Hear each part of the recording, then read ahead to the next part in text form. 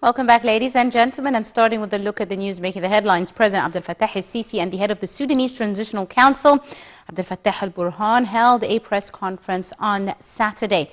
Addressing the conference, President El Sisi said Egypt and Sudan enjoy distinguished bilateral relations.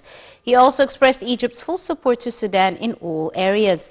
Sisi congratulated Sudan on reaching a peace deal and added that the Egyptian-Sudanese meetings are aimed at boosting bilateral relations in several fields, as well as coordination on the Ethiopian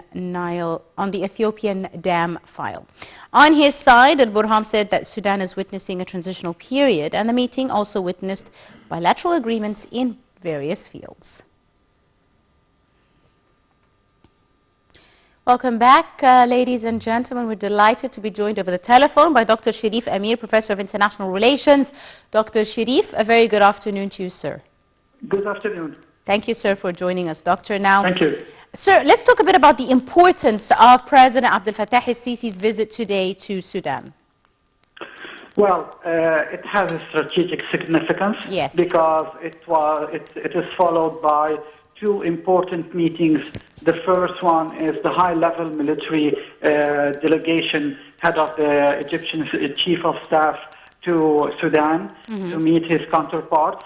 And the other meeting was the visit of the Foreign Minister of Sudan to Cairo. Egypt. Yes. And then President Sisi himself went to Sudan. It is a huge step towards making things clear in this region. Yes. That Egypt would not allow the violation of the sovereignty of our brothers in Sudan. Yes. We all know that Sudan now is fighting for its sovereignty, for its integrity, and we are endorsing our brothers in Sudan, as we are endorsing every country in Africa in order to preserve its borders. Yes. So the message of President Abdel Fattah el-Sisi is the bilateral relations are historical. The bond is very strong. He said it clearly, His Excellency the President, that we are endorsing Sudan in preserving its borders. Yes, so indeed. It's obvious that this issue is very important. We are not sending any aggressive message. We're just sending a message. The President Sisi is sending a message that things should be clear in this region. Border violations are not accepted. Sudan is an Arab country, it's an African country, it's an important country. It has historical ties with Egypt, and we would not abandon them. Absolutely. And we've also seen throughout history, really, Egypt has always played a prominent role and has always had a special relationship with Sudan. Lots of the time, we see it as an extension of Egypt. Of course, Sudan is a strategic part in the Arab world and in Africa. And for Egypt, since centuries ago, there is no need to explain the bond that related both countries and both peoples. Yes.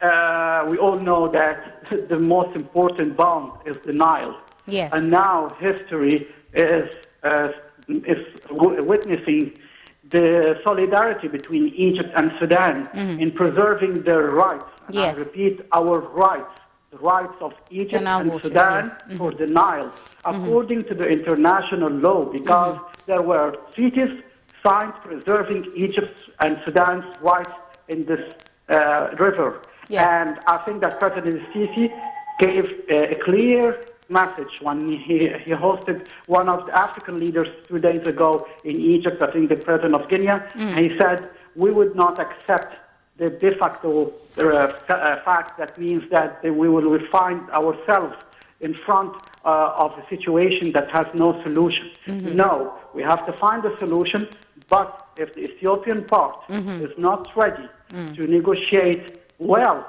we will not stand like that and starve.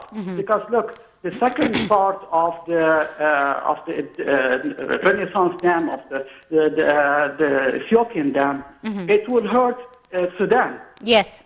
Before it would hurt Egypt. Indeed. And we would not accept that.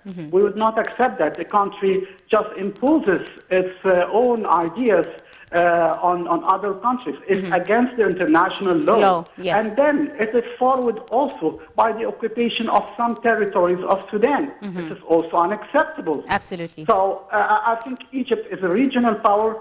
Yes, we are loving. We love peace. We want negotiations. President Abdel Fattah El Sisi is now the head of all the African countries in defending Africa in the international arena. And all the African leaders recognize that and acknowledge that and are proud of that.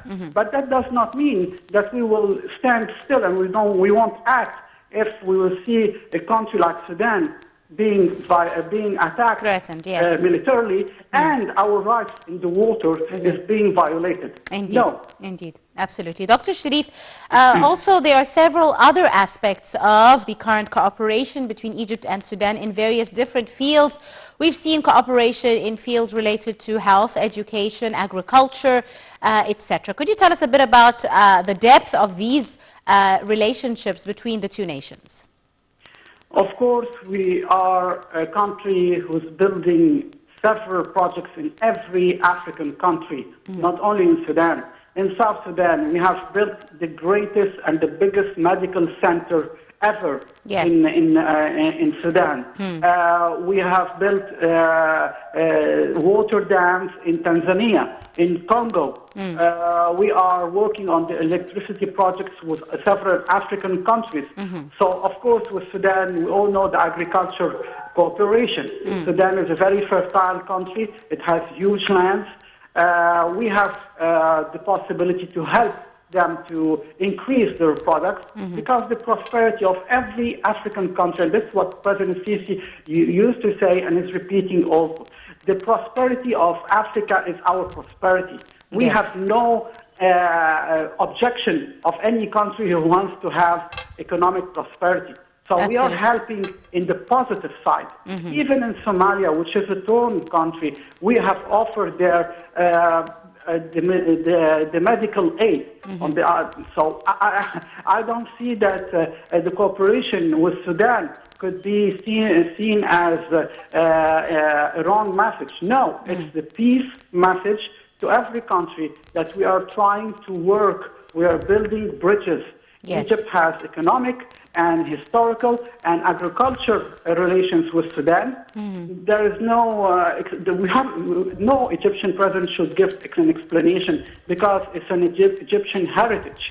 It's an Egyptian heritage in our diplomacy and also in our military. And let's not forget even culturally, there's been always strong ties between Egyptian people and Sudanese peoples as well. Look, the Sudanese never felt as second-grade citizens in Egypt or foreign citizens. Never. Whether South Sudan or North Sudan. They are all our brothers. They come to Egypt. They are welcomed in time of crisis, in time of peace.